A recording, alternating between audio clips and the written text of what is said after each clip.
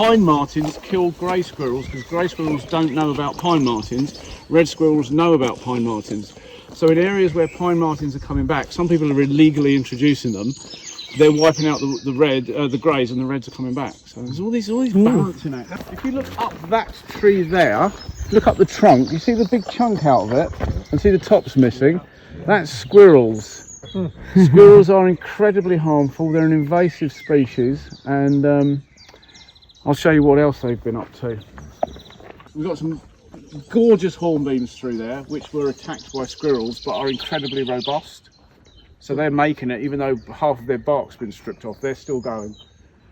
Beyond that is oaks, which just got absolutely savaged by the squirrels. And also ash, which, as you probably know, are all dying through ash dieback, which is going to wipe out most of the ash. So this whole woodland is in a process of change. One thing I'm hoping to do, which I'm progressively doing, I've met a rewilding genius, and he's been at this for a while. He says you've got to think like an aurochs, which was a primitive, gigantic cow, which would go into the woods and would just decide it wanted to eat something from a certain area and would knock over trees and stick its horns in the ground, smash things up, and then move on to a different area. That's you, John. That's me. So what I do is I go in with my fabulous electric chainsaw and I take out a section, as much as possible leave whatever's taken there, which is what would happen in nature. Like in nature, a tree doesn't get blown over or hit by lightning and then carried away or turned into firewood. It just lays there and rots down.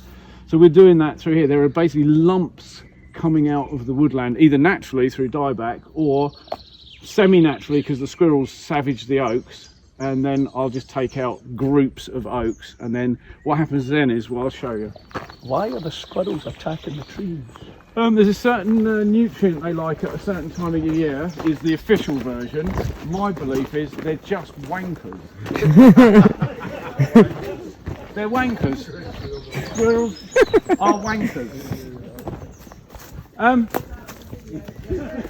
No. It's not going on YouTube, is it? So look, I'll just for a bit of fun. I mean, this is the sort of thing I love about nature. This tree, we know now, thanks to Teresa, is 22 years old. It's the same age as that tree. It didn't have any light, but what it did was it clung to life. Finally, when those got cleared, it went, you know, it was doing this, trying to get some light. What I will do this summer, which is the time when you cut these, is I'll cut this back to here. Ooh, monster, savage, what a horrible man. But what that will create is a viable cherry tree in the future. These two trees are the same age and the same species. It shows you what that's a microclimate for you. Big tree, small tree. It's got resin on it. Yeah. Lovely stuff. Oh, tasty, yeah. If you want, yeah. That's where we've got. That's early chewing gum for you. Squirrel damage.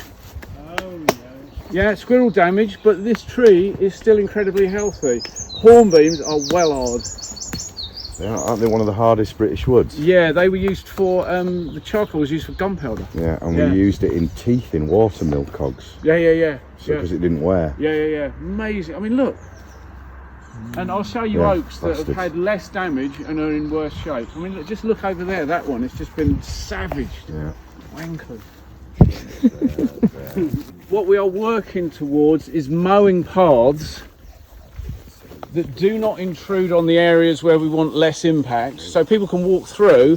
And if you're a tick, particularly if this was in a sunny place, you would want to be in there, not there. So we are working to make sure that the paths are maintained, and what happens is that you'll see here, it dries out. You know, they don't like this dry stuff. This woodland that's going more natural is now going to connect in a corridor along here where it's less disturbed. So what we've done is, remember I talked about a retreat? This is an area we've mostly retreated from, and then nature will push its way back in. There is a tree over there which is a memorial tree to Martina Webb, who used to come here. There is a path maintained to that tree so that people can still visit that tree. So it's this balance of honouring the people but giving more space to nature. Case in point, if you look just for a few seconds, see the butterflies? Yeah. You know, a few years ago there was a small area here that was unmown. Yeah, it was just this basically that was unmown, and if you came here in the summer, that would just be grasshoppers, butterflies, all kinds of things happening, and this area would just be like silent. But now you can see the wildlife is spreading. You know, grass has a cycle, and you've got these tiny seeds which to us seem insignificant. There are species of birds that feed mostly on these at certain times of year. It's vital to them. One thing you might notice is we've stopped cutting down ivy. You know, if you ask someone who cuts down ivy, why do you do that? Well, it's tidy. Yeah, it's tidy. It's also the last flower of the year that bees can get nectar from. Don't they like kill the tree though, the ivy? No, it's a myth. Ah. No, if you see a tree that is covered in ivy, it's really amazing. The ivy, it's like it's got an intelligence. The ivy knows that if it kills the tree falls over and the ivy is stuffed. The sweet spot for the ivy is to go, like if there was ivy in this tree and you left it for 50 years, it would stop that far from the ends. So the tree would still grow, the ivy would thrive, the tree would benefit from being insulated from cold and heat, and it's like you know, we get this sense from humanity of competition, and you know, Darwin's survival of the fittest. It's not actually, it's survival of those that collaborate the best.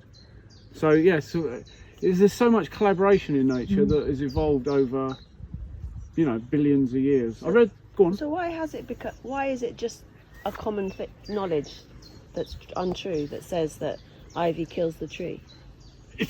Because sometimes people see a tree that has actually died, that's got ivy on it, but that isn't the ivy. It's like you know, what's the phrase? Causality isn't causation. Correlation isn't causation. So people, you do see trees that are down with ivy on them, but the tree would have died anyway. It's incredibly rare, but I can show you trees smothered in ivy, still going, still healthy, and it stops just before the edges. So this is a wild service tree. It's a service tree. Wild see, look, oh, we've got a nature buff here. Look, capture this excitement. Capture this. That is really special. That's very, very, I've never seen one. I've never touched one. That's beautiful. I'm in tears. That's brilliant, John. Thank you, mate. This is what this is all about. So this is a wild service tree. We know it's 22 years old. There are 20 of these that were planted randomly around Leela. It took me about 5 years to find all of them. If you see a tree with a little bit of blue string on it in a loop, not tight, a loop, it's a wild service tree. It has flowered and it is flourishing. So what you'll see is berries. These are called checkerberries. They are an acquired taste. When they're ripe in September, you will either love them or hate them. I personally can't eat just one. I eat my Pugo's checkerberry covered. They are amazing. So in September I'll pick a bunch. This is a bumper year. We'll take them to the house so people can appreciate them. That'd be amazing.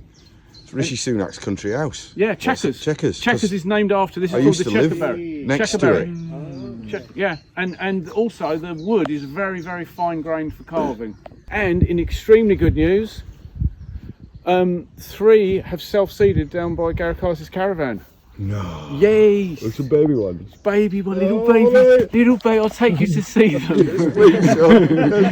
You can tuck them in. We both can go over baby service. This is what it's about. The beauty of nature is just leave it alone. Leave it alone. Make space. If you look at this tree here, that's an oak. It's going to collapse. That's inevitable. It is not a viable tree long term. Within a few years that will collapse, as will that one, because of squirrel damage. As would of this one, as would of that one. All the hornbeams will make it, but they didn't have enough light.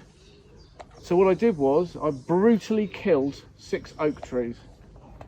I confess. Got that on camera, mate. Got that on camera, it was me. What this means is we have habitat here, which wasn't here before. This will grow in with brambles and be impenetrable. So this will be a refuge. This will just be left. I've left as many of the oaks as I could. The ones that I thought were viable were left. Some of them I'll watch for a year or 2 to see how they do and see how this does, and then continue this process. But so if you walk around and go, what on earth is this? I thought they cared about the place. That's why we do it. It wasn't just to create more space for the No. Do you promise? I promise. So, as discussed earlier, squirrels, wankers. Squirrels have eaten this bark. Oh yeah. This cannot heal. There is no cut I could make. There is nothing I can do. And I went all out down the bottom with 30 of these trees, and I would do things like I would literally leave like just that branch and cut the middle out, and then the next year they'd do it again. What's going to happen to this tree, 100% certain, is this is going to rot. This is already rotted into the trunk, so the centre of this tree is already on its way out. This will fall off within a few years, so you'll have a huge gaping wound. It's game over for this tree. Yeah. Some of them I've done what's called pollarding, where you just do this, you do it here, and then these make it, and after a long time you get to here. The trouble is, when you do that, after 10 years, when the branches are that big, it's squirrel appetizer time. They love them when they're that big. There's a mindset that, like, don't let things die, keep them alive, but Yeah. nature incorporates death all the time. Yeah. There are some trees that are more valuable dead than alive because they feed more species. Yeah.